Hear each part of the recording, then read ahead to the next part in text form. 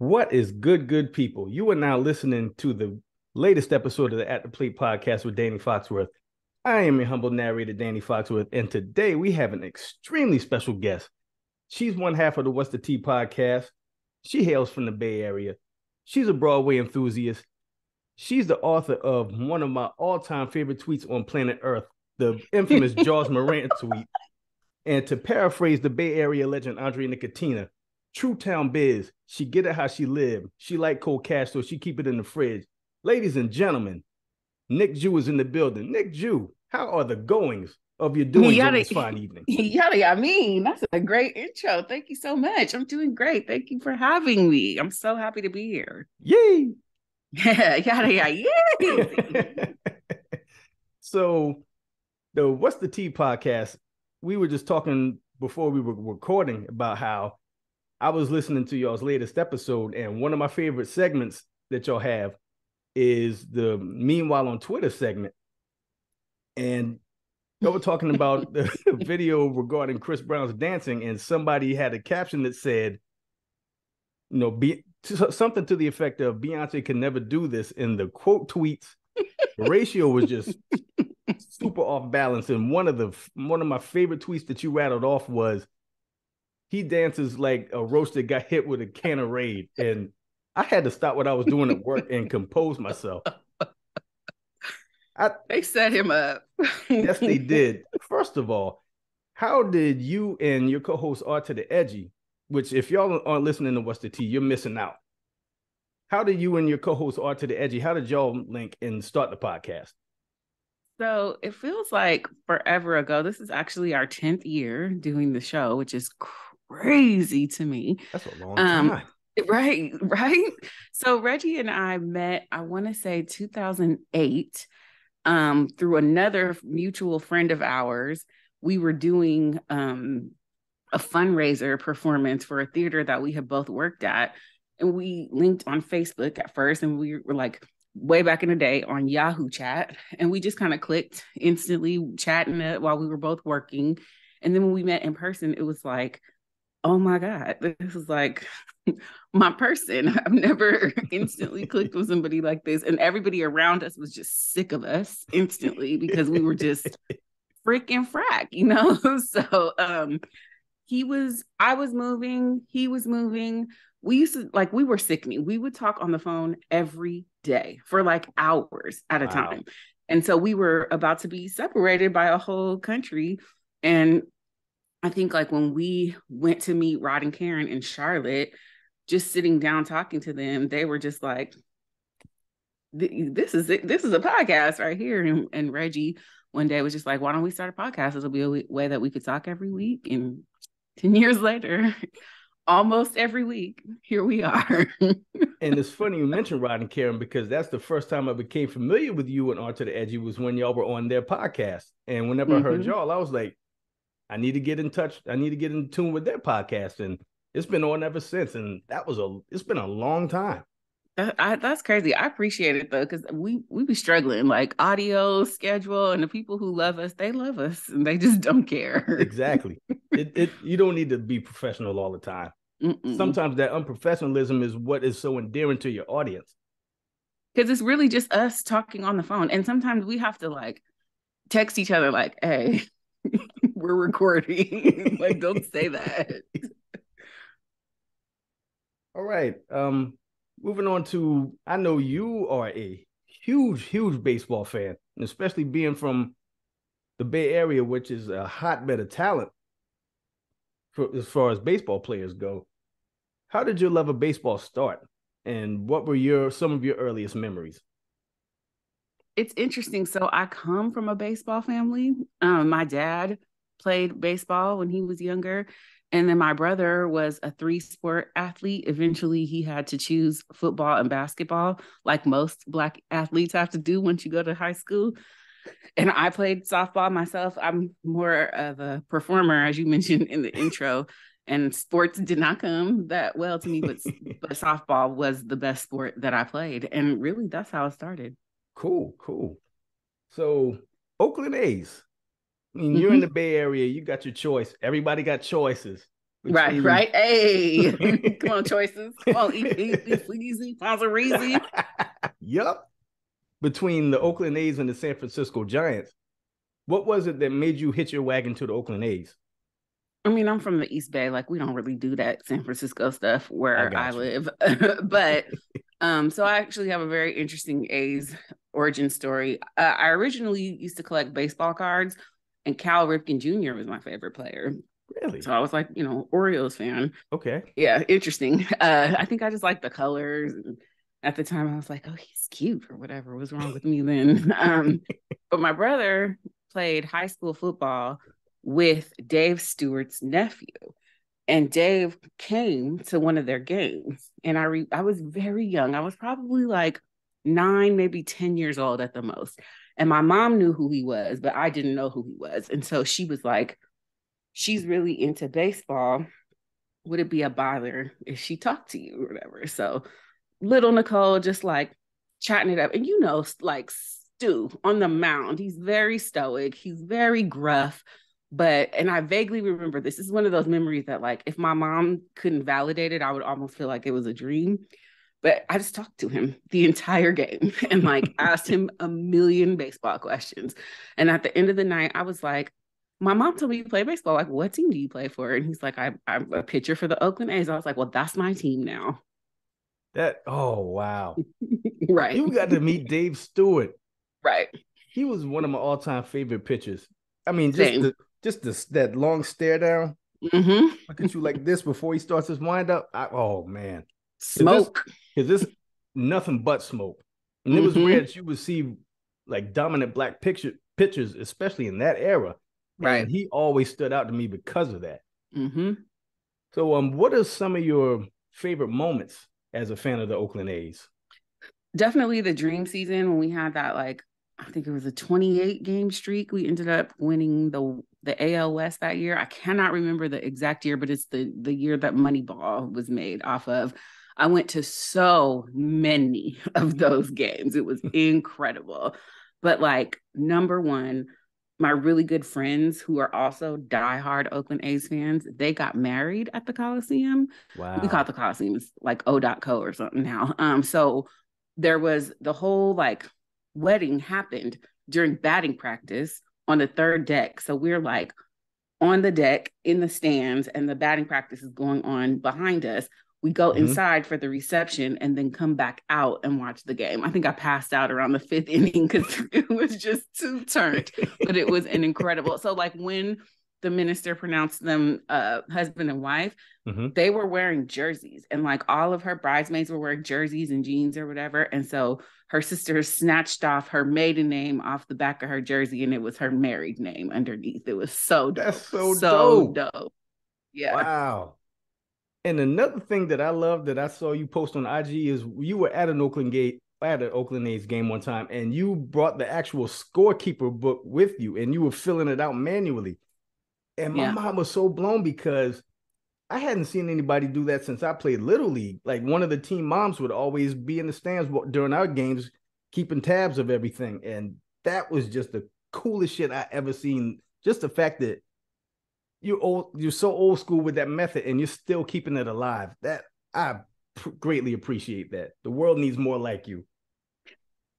So the woman who I just was talking about who got married at the Coliseum, she Mhm. actually refreshed me on how to keep score, because I used to keep score when I played softball, and Okay. she did it as an adult, and she actually got so like good at it. She held a clinic at the Coliseum before the game, and some Really? former players were there. Dallas Braden was there. It was really cool. So like, she used to have this Instagram account called Girls Who Keep Score, and there were a bunch of us women that all went to one game and we all kept score. So for me now, because not many people like going to baseball, it's a thing that I do when I go to a game by myself. Unfortunately, the bag policies have changed, so it's kind of hard to bring in your scorekeeping stuff now. Oh, But it's just sometimes even sitting at home watching. It's been a while, but just to refresh myself, I'll score a game that's on TV just to keep it fresh. cool, cool. So, who are some of your favorite A's players, It's a past lot. It's past a and lot. present? Talk about It's a very long list. It's a very long list. I them. won't say everybody, but I'm gonna hit the big ones. So obviously Dave Stewart, we talked about. Of course, Ricky Henderson. The GOAT. Obviously, the GOAT. yes. Yes. Sonny Gray, another pitcher. Vanderbilt. My man Coco Chris. That big fro patrolling the outfield. He was one of my favorite players too. He had some dope merchandise. There would just be like the shadow outline of his hat with the big fro on the side of it. That was like a fun time. Sean Doolittle, who I still get to see pitch here in DC. Local boy, hometown hero. I'm actually friends with his mother, Marcus Semien. He plays for Toronto now. Yes, sir. Well, he's with the Rangers now. Oh, is he? Oh, that's right. That's right. He went to year. Toronto, and then because his mom was like, he wants me to move out there. She was like, no. Obviously, the Bash Brothers. I mean, I go up for the Royd era. No shame in my game. Me too. Dennis Eckersley, love Big Eck. Obviously, Reggie Jackson. Other local boy, Jason Giambi. Barry Zito. They're from the Bay. They're from like Fremont, I think. The Giambis used to see them at parties all the time. Yeah. Sean Manania, Reggie Jackson, obviously. And then like my boo, Eric Chavez. Yoenis Cespedes, my other boo. Fernando Rodney, he was with us for a short time. That was my guy. Kurt Suzuki also. Bartolo Colon. Chris Carter was my guy. And fuck him now, but Josh Donaldson. Bartolo Colon, real talk, is my all-time favorite pitcher. I love him. Me too. And you bringing up Barry Zito. 75 was one of my favorite players. That damn curveball. Sorcery. That curveball was so filthy. Hate that he went across the bay, but he did. Whatevs. So who are some of your favorite non-Oakland A's players? Just because I'm a Black person of a certain age, I'm gonna say what everybody else said. King Griffey Jr. Obviously, he changed the entire game for us because it was like I didn't really get to see, like Reggie in his prime, and it was just like the swag and just kind of somebody that was kind of in our generation that was very dope. I hate the Yankees. I really hate the Yankees. There's only one team I hate more than the Yankees. Actually, it's two. It's the Tigers and the Dodgers. But Aaron Judge, how could you not like Aaron Judge? All rise. And what I love about living in a minor league market is seeing the players start their career. Like he played for the Charleston River Dogs back in, I think it was 2015. Like to see Aaron Judge play for this team and literally get his professional start, that was the coolest thing. And now this man hit 60 home runs this past season. And I'm like, wow. I got to see him when he was just wet behind the ears starting off in the minors. It's crazy, right? So I lived in Durham before I moved here. And I made our office get season tickets to the Durham Bulls because like nostalgia wise, I'm like, I've got to go to the Durham. And I used to go like, people wouldn't even want the tickets. I went like almost every game. I'm like, I don't have nothing to do. I'm about to go to the game.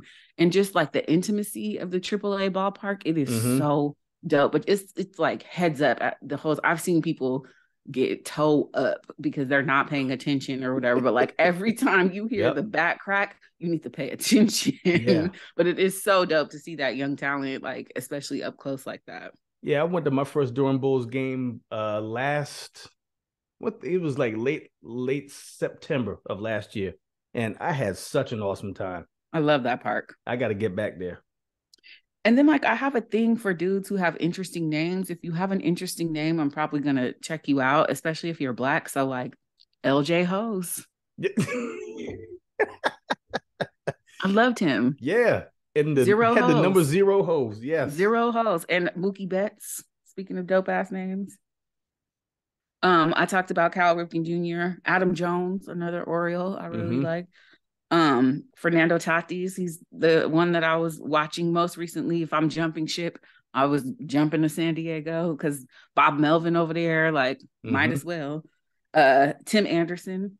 And then from being in DC for these past few years, Juan Soto and Bryce Harper. Man, that is an awesome list right there. I always love watching Bryce Harper. And Soto, he's a problem.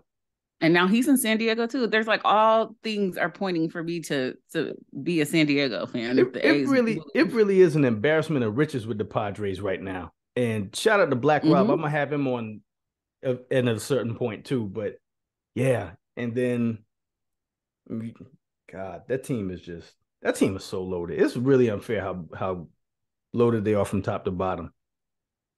So we're going to switch it up a little bit, throw a curve, if you will. We're going to get into the 5-question segment. So these are the 5 most pressing questions on planet Earth. The first and last question I ask every guest I have on here. Questions 2 through 4 will be 100% random. So question number 1, what were the ideal items on Nic Ju's school lunch tray? I've been trying to prepare for this because like I hated school lunch and I always didn't get like what the planned lunch was. So my high school, we had either burritos from Taco Bell or hamburgers from McDonald's. So I would usually mess with that and some fries. And then we had a 7-Eleven in our school. So I would get like a Slurpee or something. But generally, if I wasn't having a burrito, I would get a burger and fries. But not the hot lunch. I never faded it. Oh, really? No, like we used to make a joke in my middle school that whenever they served chicken, it wouldn't be no pigeons on campus. Also, like I come from a family of people who can hella cook, so I'm not eating that. It's either what I brought from home or whatever snack type thing I could get. The pizza was okay, but I'm lactose intolerant, so I wouldn't try to do that to myself at school. I feel you on that. Question number 2. What is your favorite season of The Real World? I'm a real worldologist, especially seasons 1 through 10. That's why I brought that question up.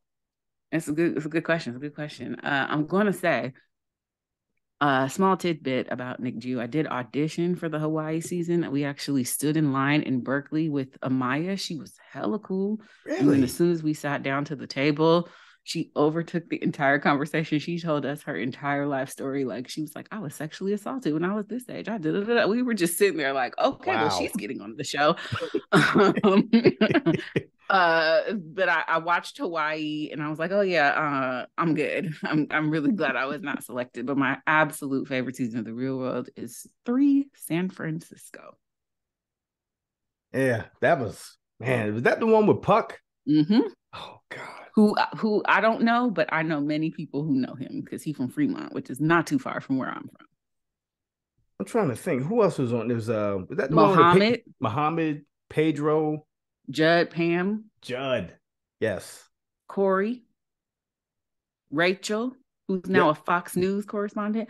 I was so in love with Muhammad Bilal. He was in a group called Midnight Voices. I got their tape. I was in love with Muhammad Bilal. And I just recently rewatched this season because I think it's on Hulu. And they can't, there's something going on with the rights and stuff that they can't use the original music. But I have watched it so many times that I know what the original music is supposed to be. But it was incredible watching it again. Like I did, like Pedro was like 19, 21 maybe. Yeah, 21. Crazy young. Yeah. I got a soft spot for was the 10th season the Return to New York season? Back to New York. That was a good one. Yeah, because my grandmother used to watch it. Oh. And it was to the point like 9:40, because it used to come on at 10 o'clock, right? 9:45, she'd call me up. Hey, Danny, come to the house. And she wouldn't call it Real World. She would say, Coral and Mike are about to come on. Yes. And we would sit and watch it faithfully. Man, I missed that. That was the season that made me like, because I had also like auditioned for other reality shows. And that was the season that made me like stop that pursuit altogether. There was a Black girl named Nicole. And they got really drunk one night, and she was like falling down in the gutter, drunk. Like, I you could see remember her that. underwear. And I just looked at her and I was like, that could be you. What if you have kids? What if you want a career in politics? And they have you on TV being drunk in the gutter. I was like, oh yeah, I'm good. I'm Yes, good. not a good look. No. Question number 3. You're stranded on an island with 3 albums. What albums would they be? Mama's Gun. Mm-hmm.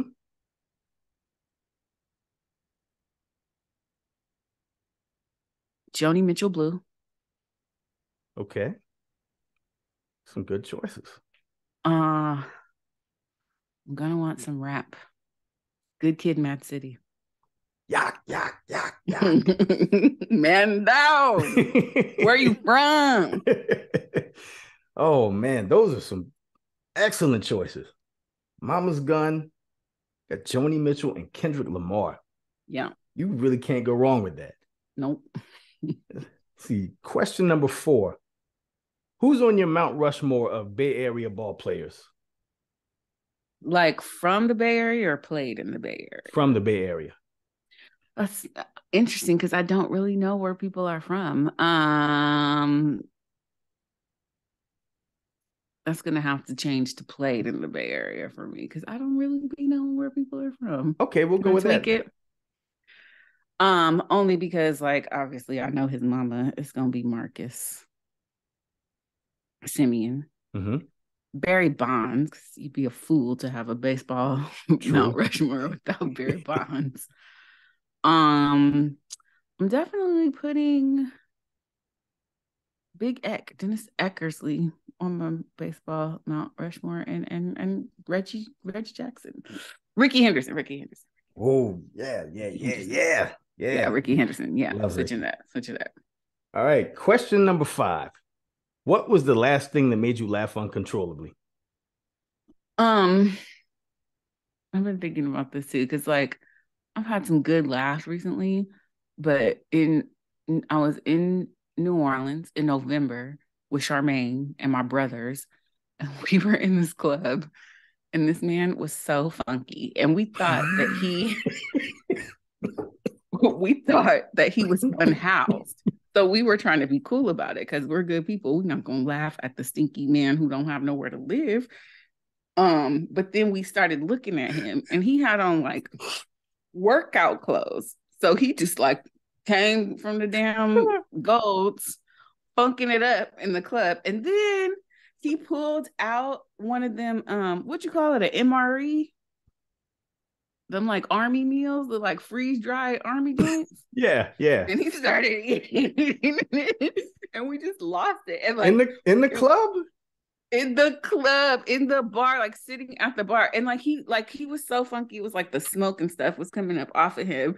And we were already inconsolable. And then when he pulled out that MRE or whatever, me, Charmaine, and my brother, we just lost it. And my other brother didn't know what was going on. And we couldn't talk. We laughed for a good 10 minutes. Like we were just choking because what happened, like, he pulled it out and we just all looked at each other and just fucking spread out like roaches. We were, black people get to running. We couldn't. We're like, why he stink like that? Why does he smell like that? What is he eating? We were gone for a good 10, 15 minutes. Excuse me. Oh my gosh. Boy, you dropped a hammer on that last question. Good job. Well done. Bravo. Thank you. So, we're about to wrap this up. If you have anything that you want to plug or promote, the floor is all yours. Yeah, definitely. Just, the podcast. We come back from a little hiatus. My co-host is very famous and very busy, so we work around his schedule, but it's What's the TEA. You can find us wherever you find podcasts. We're on Twitter, Good Day Saints. I'm like, that's really it. Like, you can follow me on Twitter if you like. I'm Nic Ju, NicJu. Lots of random acts of foolishness take place on there. I'm very, very happy to be here. I'm honored to be one of your early guests. The show is great. Keep it up. I'm loving it. I'm super excited Thank you. for this upcoming baseball season. Just in general, I've connected with a group of like 9 or 10 other Black women on Twitter, and we have been chatting it up. We've been trying to get together and do a game together. I don't know if you know Shakia Taylor. She works, she's a journalist in Chicago. She's a great follow. She's Curly Fro on Twitter. She Okay. kind of brought us all together. It's a couple of other women who work in sports media. I think you know Rita, the NFL chick. She gets up with us. Um, it's just a great group of women, all Black women who all love baseball, and we happen to be fans of all sports. So they're getting me more into like stats and history because I'm a super casual sports fan. Like in general, I typically just watch the team that I'm a fan of, which is very hard to do being a West Coast fan of baseball because the game don't start till 10 o'clock Yeah. usually. So it's not likely that I'm going to be keeping up with my team unless they're here. So I either adopt locally or I don't watch much baseball. But now because I'm like really like fascinated by these women and their knowledge, it's making me a better, more knowledgeable sports fan. So I'm super excited about that. Super cool. Just to put it in reverse for a second, you talking about Twitter. I got to bring this back up. What went through your mind when you did that Jaws Morant tweet? Because I just like some inside the actor studio shit. Like, how did you do that? How did that pop up in your head? I don't have any sense, Danny. There's something wrong with me.